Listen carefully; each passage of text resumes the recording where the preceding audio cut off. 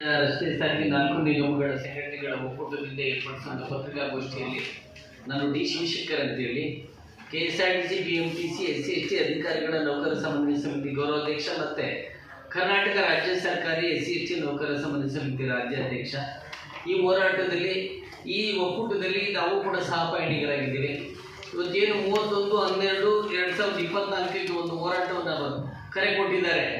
ಇದನ್ನು ಬೆಂಬಲಿಸಬಾರ್ದು ಅನ್ನೋದು ನಮ್ಮ ಸಮನ್ವಯ ಸಮಿತಿ ನಮ್ಮೆಲ್ಲರ ನಿಲುವಾಗಿದೆ. ಯಾಕೆಂದರೆ ಇವತ್ತು ಯಾವುದೇ ಹೋರಾಟ ಆಗಬೇಕು ಅದು ಕೂಡ ಸಾಮೂಹಿಕ ನಾಯಕತ್ವದಲ್ಲಿ ಆಗಬೇಕು. ಅದು ಟಾರ್ಗೆಟ್ ಓರಿಯೆಂಟೆಡ್ ಹೋರಾಟ ಆಗಬಾರ್ದು. ಯಾವುದೇ ಸಂಘಟನೆ ಹೋರಾಟ ಮಾಡೋದು ರಿಸಲ್ಟ್ ಓರಿಯೆಂಟೆಡ್ ಹೋರಾಟ ಆಗಬೇಕು. ಮತ್ತು ಆಯಾ ಸಂಸ್ಥೆ ಆ ಇಲಾಖೆಯಲ್ಲಿರೋ ಎಲ್ಲರ ನಡುವೆ ಸಹಮತ ತಗೊಂಡು ಹೋರಾಟವನ್ನು ಮಾಡಬೇಕು. ಯಾರೋ ಕೆಲವೇ ಜನ ಬೆರಳೆಣಿಕೆ ಜನ ಒಂದು ಕರೆಯನ್ನು ಕೊಡುವಂಥದ್ದು, ಹೋರಾಟಕ್ಕೆ ಕರೆ ಕೊಡುವಂಥದ್ದು ಮತ್ತು ಒಂಥರ ಗೊಂದಲವನ್ನು ಉಂಟು ಮಾಡೋದು ನಿಜವಾಗೂ ಇದು ಸಂವಿಧಾನವೂ ಅಲ್ಲ, ಇದೊಂಥರ ನಾಗರಿಕ ಪ್ರದರ್ಶನವೂ ಅಲ್ಲ. ಈ ಹೋರಾಟಕ್ಕೆ ಯಾವುದೇ ನೌಕರರು ಕೂಡ ಭಾಗವಹಿಸಲ್ಲ ಅಂತ ಈಗಾಗಲೇ ಎಲ್ಲರೂ ಹೇಳಿದ್ದಾರೆ. ನಾನು ಮತ್ತೆ ರಿಪೀಟೇಟ್ ಮಾಡಲ್ಲ, ಯಾರು ಭಾಗವಹಿಸ್ತಾನಿಲ್ಲ. ಯಾಕಪ್ಪ ಅಂತ ಹೇಳಿದ್ರೆ ಸರ್ಕಾರ ಕೂಡ ಇವತ್ತಿರುವಂಥ ಸರ್ಕಾರ ನೋವುಂಡ ಸರ್ಕಾರ, ನೋವನ್ನು ಕಂಡಿರುವಂಥ ಸರ್ಕಾರ. ಮತ್ತು ಇಲ್ಲಿರುವಂಥ ಎಲ್ಲ ಬಡಬಗರು, ಎಲ್ಲ ವರ್ಗದ ರೈತರಾಗಲಿ, ಕಾರ್ಮಿಕರಾಗಲಿ, ವಿದ್ಯಾರ್ಥಿಗಳಾಗಲಿ, ನೌಕರರಾಗಲಿ ಎಲ್ಲರ ಸಮಸ್ಯೆಗಳ ಬಗ್ಗೆಯೂ ಕೂಡ ಅರಿವಿರುವಂಥ ಸರ್ಕಾರ ಇದೆ. ಇಂಥ ಒಂದು ಪ್ರಜ್ಞಾವಂತ ಸರ್ಕಾರ, ಸಂವಿಧಾನವನ್ನು ಒಪ್ಪುವಂಥ ಸರ್ಕಾರ, ಸಂವಿಧಾನದ ಅಡಿಯಲ್ಲಿ ನಿಯಮಾವಳಿಗಳ ಪ್ರಕಾರ ಜನಮುಖಿಯಾಗಿ ಆಡಳಿತ ಮಾಡ್ತೀವಿ ಅಂತ ಒಂದು ಸರ್ಕಾರ ಇದ್ದಾಗ ಆ ಸರ್ಕಾರಕ್ಕೆ ಎಲ್ಲರೂ ಕೂಡ ಒಗ್ಗಟ್ಟಾಗಿ ಮನವರಿಕೆ ಮಾಡಿ ಬೇಡಿಕೆ ಈಡೇರಿಸಬೇಕೆ ಹೊರತು ಆ ಸರ್ಕಾರಕ್ಕೆ ಮುಜುಗರ ತರುವಂಥದ್ದನ್ನು ಆಗಬಾರ್ದು. ಈ ಹಿನ್ನೆಲೆಯಲ್ಲಿ ಸ್ನೇಹಿತರೆ ಏನು 30 ಈಗಾಗಲೇ ಚುನಾವಣಾ ಪ್ರಣಾಳಿಕೆಯನ್ನು ಘೋಷಣೆ ಮಾಡಿದ್ರು. ನಾವು ಕೂಡ ಅನಧಿಕೃತವಾಗಿ ಮಾನ್ಯ ಮಂತ್ರಿಗಳನ್ನು ನಾವು ನಮ್ಮ ಅಧ್ಯಕ್ಷರು ಚಂದ್ರಶೇಖರ್ ಅವರೆಲ್ಲ ಭೇಟಿ ಮಾಡಿದ್ದೀವಿ. ಅವರು ಸಹಮತ ವ್ಯಕ್ತಪಡಿಸಿದ್ದಾರೆ, ಮೌಖಿಕವಾಗಿ ಹೇಳಿದ್ದಾರೆ. ಇಲ್ಲ ಪರಿಸ್ಥಿತಿಗೆ ನಮಗೆ ಗೊತ್ತಿದೆ, ಎಲ್ಲ ಈ ಬೇರೆ ಇಲಾಖೆಯಲ್ಲಿರುವಂಥ ನೌಕರ ಪ್ರಾಬ್ಲಮ್ ಏನು, KSRTC ಈ ನಿಗಮ ಮಂಡಳಿ ಇದರಲ್ಲಿರುವಂಥ ಪ್ರಾಬ್ಲಮ್ ಏನೋದು ನಮಗೆ ಗೊತ್ತಾಗಿದೆ. ಬೇರೆ ನಿಗಮ ಮಂಡಳಿಗಳಲ್ಲಿರುವಂಥ ವೇತನ ಏನು, ಇಲ್ಲಿರುವಂಥ ವೇತನ ಏನು, ತಾರತಮ್ಯ ಏನಿದೆ, ಇದು ಅವೈಜ್ಞಾನಿಕವಾಗಿದೆ. ಈ ಜನ ಬದುಕೋದು ಅವ್ರ ಮಕ್ಕಳುಗಳಿಗೆ ಒಂದು ಒಳ್ಳೆ ಬಟ್ಟೆ ಕೊಡ್ಸೋಕ್ಕಾಗಲ್ಲ, ಒಂದು ಒಳ್ಳೆ ಊಟನೂ ಕೊಡ್ಸೋಕ್ಕಾಗ್ತಿಲ್ಲ ಅನ್ನೋದನ್ನು ಕೂಡ ಮಾನ್ಯ ಮಂತ್ರಿಗಳು ಕೂಡ ಹೇಳಿದ್ದಾರೆ. ಅದು ಅವರ ಮಾನವೀಯತೆ ತೋರಿಸುತ್ತೆ. ಆ ತಾಯ್ತನ ಇದ್ದಾಗ ಅದನ್ನೇ ಸದುಪಯೋಗ ಪಡಿಸ್ಕೊಂಡು ನಾವು ಅವರ ಮನವರಿಕೆ ಮಾಡಿ ನಮ್ಮ ನೌಕರ ಬೇಡಿಕೆಗಳನ್ನು ಈಡೇರಿಸಬೇಕೆ ಹೊರತು ಸರ್ಕಾರಕ್ಕೆ ಎದುರಿಸುವಂಥದ್ದು, ಹೋರಾಟಕ್ಕೆ ಕೊಡುವಂಥದ್ದು ಒಳ್ಳೆಯದಲ್ಲ. ಅದು ಈ ಹಿನ್ನೆಲೆಯಲ್ಲಿ ಸ್ನೇಹಿತರೆ 31/12/2024 ಯಾರೂ ಭಾಗವಹಿಸ್ತಾನಿಲ್ಲ. ಸರ್ಕಾರ ಕೂಡ ಈಗಾಗಲೇ ಇವತ್ತು ಪ್ರಜಾವಾಣಿಯಲ್ಲಿ ನೋಡಿದ್ವಿ, ನಿವೃತ್ತಿ ನೌಕರರಿಗೆ ಬಾಕಿ ಇದ್ದಂಥದ್ದು 11,000 ನೌಕರರುಗಳಿಗೆ 221 ಕೋಟಿ ದುಡ್ಡನ್ನು ರಿಲೀಸ್ ಮಾಡಿದೆ ಸರ್ಕಾರ. ಹಂತ ಹಂತವಾಗಿ ಮಾಡುತ್ತೆ.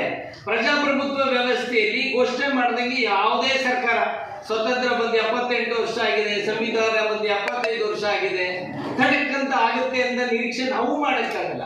ಹಂಗನ್ಬಿಟ್ಟು ಆಡಳಿತ ಮಾಡುವಂಥವ್ರು ಟೇಕನ್ ಇಟ್ ಗ್ರ್ಯಾಂಟ್ ಅಂತ ಬೇಜವಾಬ್ದಾರಿತನ ತೋರಿಸೋದು ಕೂಡ ಒಳ್ಳೇದಲ್ಲ ಅಂತೇಳಿ ಈ ಸರ್ಕಾರಕ್ಕೆ ಮನವಿ ಮಾಡೋದು.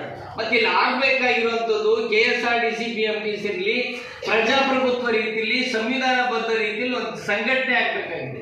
30 ವರ್ಷದಿಂದ ಚುನಾವಣೆನೇ ಆಗಿಲ್ಲ ಅಂತ ಹೇಳಿದ್ರೆ, ಚುನಾವಣೆನೇ ಮಾಡದೇ ಇರುವಂಥ ಸ್ವಘೋಷಿತ ಮುಖಂಡರುಗಳು ಇಂಥ ಒಂದು ಮುಷ್ಕರಕ್ಕೆ ಕರೆ ಕೊಡ್ತಾರೆ ಅಂದರೆ, ಅಯ್ಯೋ ಚುನಾವಣೆನೇ ಬೇಡ ನಾನು ಅಧ್ಯಕ್ಷ ಆಗಿರ್ತೀನಿ, ಚುನಾವಣೆನೇ ಬೇಡ ನಾನು ಆಫೀಸ್ ಬೇರರ್ ಆಗಿರ್ತೀನಿ ಅಂದರೆ, ಬಹುಶಃ ದೇಶಕ್ಕೆ ಚುನಾವಣೆನೇ ಬೇಡ ನಾನು ಪ್ರೈಮ್ ಮಿನಿಸ್ಟರ್ ಆಗಿರ್ತೀನಿ ಅನ್ನಂಗೆ ಆಗ್ತದೆ. ಇದು ಒಳ್ಳೆಯದಲ್ಲ. ಈ ಹಿನ್ನೆಲೆಯಲ್ಲಿ ಸ್ನೇಹಿತರೆ ಸರ್ಕಾರಕ್ಕೆ ಮನವಿ ಮಾಡ್ತೀವಿ, ಎಲ್ಲ ಇಲಾಖೆಗಳಿಂದ ವಿಭಿನ್ನವಾದಂಥ, ವಿಶಿಷ್ಟವಾದಂಥ, ವಿಚಿತ್ರವಾದಂಥ ಸಮಸ್ಯೆಗಳು ಸಾರಿಗೆ ನೌಕರ ಸಮಸ್ಯೆಗಳಿದೆ. ಅಲ್ಲಿ ವಿಚಿತ್ರ ಇದೆ, ಒಳಗೋಗಿ ನೋಡಬೇಕು. ಯಾವುದೋ ಮನುಷ್ಯನ ಕೋಟು ಬುಟ್ಟು ನೋಡೋದಕ್ಕೆ ಅವನು ಅಳಿಯೋಕ್ಕಾಗೋದಿಲ್ಲ. ಅವನು ಒಳಗಡೆ ಆಂತರಿಕವಾಗಿ ನೋಡಿದಾಗ ಅವ್ನು ನೋವು ಗೊತ್ತಾಗುತ್ತದು. ಈ ಹಿನ್ನೆಲೆಯಲ್ಲಿ ಸರ್ಕಾರ ವಿಳಂಬ ನೀತಿನ ಮಾಡೋದು, ವಿಳಂಬ ನೀತಿ ಮಾಡಲು ಗೊತ್ತಿದೆ. ಸರ್ಕಾರ ಹಲವಾರು ಜನಪರ ಕಾರ್ಯಕ್ರಮಗಳನ್ನು ಮಾಡ್ತಿದೆ, ಆರ್ಥಿಕ ಒತ್ತಡ ಇದೆ, ಸಾಮಾನ್ಯ ಜನರ ಮೇಲೂ ತೆರಿಗೆ ಹೊರೆ ಹಾಕಂಗಿಲ್ಲ, ಹಂಗನ್ಬಿಟ್ಟು ಸುಮ್ಮನೆ ಇರೋಂಗಿಲ್ಲ. ಹಂಗನ್ಬಿಟ್ಟು ಬೇರೆಯವ್ರಿಗೆ ಏನು ಕೊಡ್ತಿದ್ರು, ಇವ್ರಿಗೂ ಒಂದು ಸಮಾನ ಕೆಲಸಕ್ಕೆ ಸಮಾನ ವೇತನ ಕೊಡಿ ಅಂತ ಸುಪ್ರೀಂ ಕೋರ್ಟ್ ಆರ್ಡರ್ ಇದೆಯಪ್ಪ. ಇವತ್ತೊಂದು ಸುತ್ತೋಲೆ ಬಿಟ್ಟಿದ್ದಾರೆ.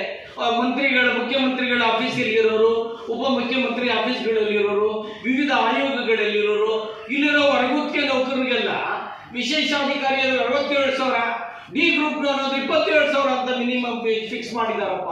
ಇವತ್ತು ಸುತ್ತಲೂ ಇದೆ, ನೆನೆಯಲು ಬಂದಿರಬೇಕದು.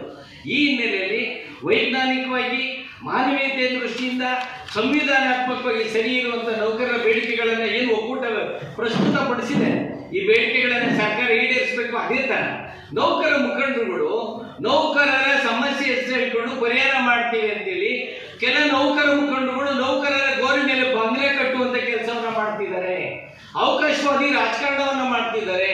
ನೌಕರರ ಬದುಕಿಗೆ ಒಂದು ಒಳ್ಳೆಯ ರೀತಿ ರೂಪವನ್ನು ಕೊಡೋದ್ರ ಬದಲು ಆ ಶರ್ಟ್ ಹಾಕಿರೋ ನೌಕರನ ಬೆತ್ತಲೆ ನಿಲ್ಲಿಸ್ಬಿಟ್ಟು ಈ ನೌಕರ ಮುಖಂಡ ಐಷಾರಾಮಿ ಮಾಡುವಂತ ಷಡ್ಯಂತ್ರವನ್ನ ಮಾಡ್ತಿರುವಂಥದ್ದು ಇದು ಒಳ್ಳೇದಲ್ಲ. ಅವರು ನಿಜವಾಗೂ ಸಿದ್ಧಾಂತಬದ್ಧವಾಗಿದ್ರೆ, ನೌಕರರ ಬದ್ಧವಾಗಿದ್ರೆ, ಸಮಾಜಮುಖಿಯಾಗಿದ್ರೆ ಅವರೇ ಚುನಾವಣೆಗೆ ಮೊದಲು ಹೋಗಿ, ಅವರೇ ಚುನಾವಣೆಗೆ ಹೋಗ್ಲಿ. ಅಲ್ಲಿ ನಿಗಮ ಮಂಡಳಿಲಿ ಈ ನೌಕರರ ಸಂಘ ಇರಲಿ, ಕನ್ನಡ ಸಂಘ, ಯಾವುದೇ ಸಂಘ ಇರಲಿ, ಮಹಿಳೆಯರ ಸಂಘ, ಅದನ್ನು ಕೂಡ ಕನ್ಸಲ್ಟ್ ಮಾಡಲಿ. ಎಲ್ಲರ ಸಾಮೂಹಿಕ ನಾಯಕತ್ವದಲ್ಲಿ ಸರ್ಕಾರದಲ್ಲಿ ಒತ್ತಡ ಇರಬೇಕು. ಆ ಒತ್ತಡ ಕೂಡ ಪ್ರಜಾಪ್ರಭುತ್ವ ರೀತಿಯಲ್ಲಿ ಹೋರಾಟವನ್ನು ಮಾಡಬೇಕು. ಗೊತ್ತಿದೆ, ಹೋರಾಟ ಮನವಿ ಕೊಡೋದಿರ್ತದೆ, ಕೋರ್ಕೊಳ್ಳೋದಿರ್ತದೆ, ಅಂತ ಹೋರಾಟ ಇದೆ. ಏಕದಮ್ ಬ್ಲ್ಯಾಕ್ ಮೇಲ್ ಮಾಡೋದು ಒಳ್ಳೇದಲ್ಲ ಅಂತೇಳಿ ನಮಗೆ ಅನಿಸಿದ್ದು. ನೌಕರರುಗಳು ಈಗಾಗಲೇ ನಮ್ಮ ಹಿರಿಯ ಮುಖಂಡರೆಲ್ಲ ಕರೆ ಕೊಟ್ಟಿದ್ದಾರೆ. 31/12/2024 ಬಸ್ಗಳು ಓಡ್ತವೆ. ಯಾವುದೇ ನಾಗರಿಕರು ಕೂಡ ತಲೆ ಕೆಡಿಸ್ಕೊಳ್ಳೋ ಅಂಥದ್ದಿಲ್ಲ. ಯಾಕೆ ನೌಕರರಿಗೆ ಬೇಕಾಗಿದ್ದು ಅವರ ಬದುಕು, ನೌಕರರಿಗೆ ಬೇಕಾಗಿದ್ದು ಕಣ್ಣೀರಿನ ಬದುಕಲ್ಲ. ಕಣ್ಣೀರು ಭಾರಿ ಸಂತೋಷ ಇದ್ದಿದ್ರು ಕೂಡ ದುಃಖ ಇಲ್ಲದೆ ಬದುಕಬೇಕಾಗಿದೆ. ಈ ಹಿನ್ನೆಲೆಯಲ್ಲಿ ಸ್ನೇಹಿತರೆ, ಸದರಿ ಮಾಹಿತಿಯನ್ನ ತಾವು ತಮ್ಮ ಮಾಧ್ಯಮಗಳಲ್ಲಿ ಪ್ರಕಟಿಸಬೇಕು. ಜನಸಾಮಾನ್ಯರಿಗೂ ಜಾಗೃತಿ ಆಗಬೇಕಾಗಿದೆ. ಜನರ ಹೋರಾಟ ಸಾರಿಗೆ ನೌಕರಿಗಿದೆ, ಸಾರಿಗೆ ನೌಕರ ಹೋರಾಟ ಜನರಿಗಿದೆ. ಇವರು ಎರಡರೂ ಸರ್ಕಾರಕ್ಕಿದೆ.